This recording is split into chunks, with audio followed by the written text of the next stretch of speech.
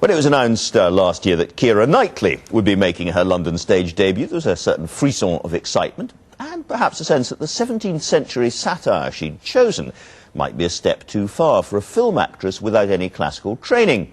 Well, she certainly impressed most of the critics, and she's proved herself a new West End star. This is the woman, of course, who got an Oscar nomination at only 19 for Pride and Prejudice, who shone in Atonement, and who swashbuckles alongside Johnny Depp in Pirates of the Caribbean blockbuster films. When I spoke to Keira Knightley on the set of The Misanthrope, I started by asking her about her role as a monstrous movie star in a modern version of Molière.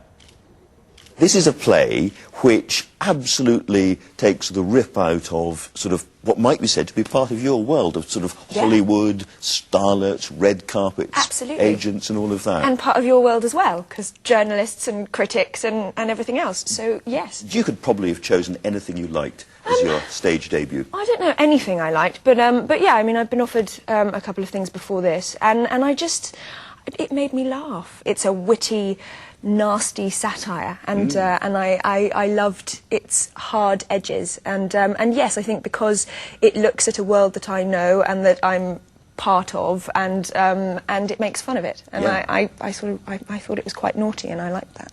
Alex is my agent. He'd sooner I signed a contract than attempt high-risk physical contact. Well, then why can't your agent leave you alone? Why can't he deal with you on the phone? You seem to be jealous of the entire male race. Hasn't the entire male race been invited up to this place? Well, you ought to find that reassuring. Isn't it just plain boring to see so many men? Wouldn't it be more exciting if there was a favourite I kept on inviting? But the favourite is supposed to be me.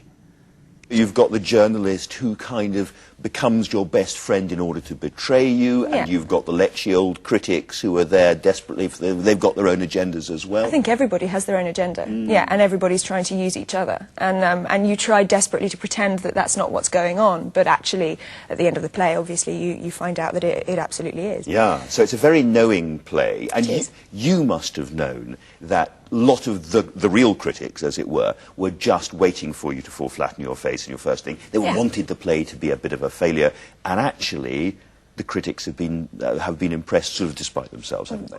I haven't read any of them.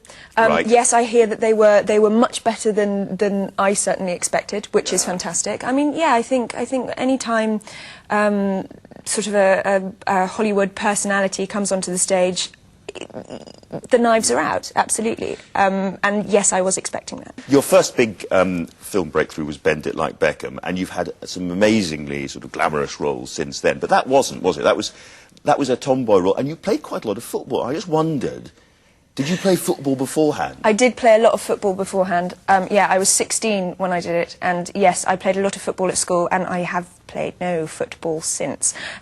Really annoyingly, I sort of thought, oh no, I'll still be quite good, I'll be okay, and I tried to play it last summer, and I was awful, absolutely awful, so it's all gone.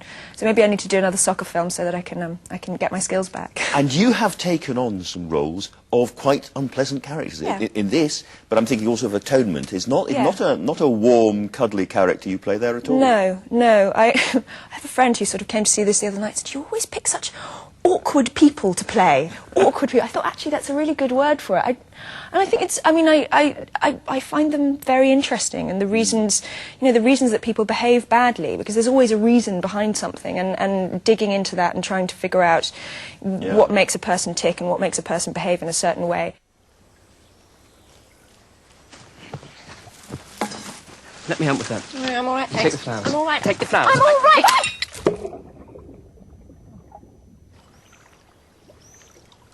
Idiot.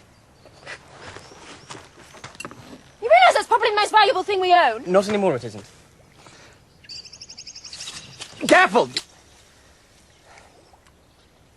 I read, I don't know if it's true, that with Atonement that you watched quite a lot of 1940s films and so on to try and pick up on the mannerisms and way of... Yeah, that was more, I mean, that was a stylistic choice that Joe Wright, the director, made on that, and then sort of, so all of the actors had to become very familiar with a very different form of film acting, because we don't act in that style anymore, so it was a very different stylistic choice. Right. Pirates of the Caribbean. What was interesting there, I guess, is that you were playing a pretty assertive figure as well. This is a long way from, the traditional sort of pirates daughter Damsel or in Distress. whatever it might be, or Yeah. damsel in distress. They're clearly good fun films to watch. They are, I mean, that's the point of them. They're but family highly fun. They're sort physical. of, yes, very, very, very, very physical. And I did a lot of my own stunts, which was fantastic. That's not very nice. You do any of those those big Hollywood action pieces, and they take a very, very long time, and it's a very, very slow process. Yes. So, no, it wasn't always fun, but yes, there was fun to be had within it. A lot of people really think of you or associate with you as Pride and Prejudice. I don't know whether, like most teenage girls, you sort of absorbed Jane Austen endlessly beforehand. Yes. And therefore, did you have a very strong image of your character? I think every single woman that reads Pride and Prejudice sees themselves as Elizabeth Bennet, Yes. and I was exactly the same. So yes, absolutely. But equally, it was very frightening taking it on because everybody goes, no, I'm Elizabeth. I'm Bennet. Elizabeth. But not too sugary, because often No. you see some quite sugary Elizabeth Bennets, and she's quite a tough character. Yes, Yeah. absolutely. She's got a strong-minded girl. Again, she's got Yeah. edges, and she's exciting. I wonder who first discovered the power of poetry in driving away love. I thought that poetry was the food of love. Of a fine, stout love, it may. But if it is only a vague inclination, I'm convinced one poor sonnet will kill it stone dead. So what do you recommend to encourage affection? Dancing. Even if one's partner is barely tolerable.